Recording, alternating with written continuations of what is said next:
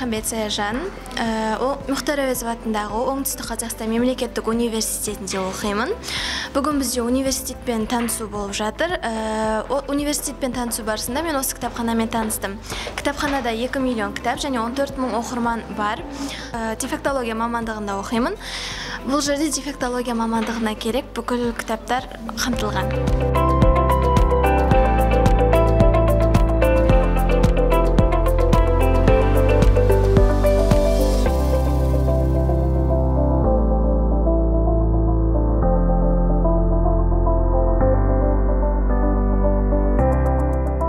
Мен Айтуғанова Перизат, Мұхтар Әуезов атындағы Оңтүстік Қазақстан мемлекеттік университетінің 1-ші курс студентімін.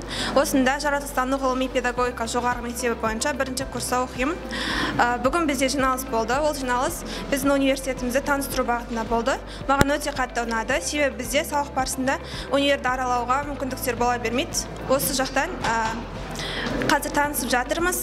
Маған ең қатты ұнағаны кітапхана болды. Осы жаққа келгелі бізге қажетті кітаптардың барлығы кітапханадан табылып жатыр.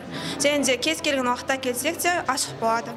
Және де кітапханамен қоса оқу залы да бар. Алған кітаптарымызды сол жақта барып оқысақ та болады.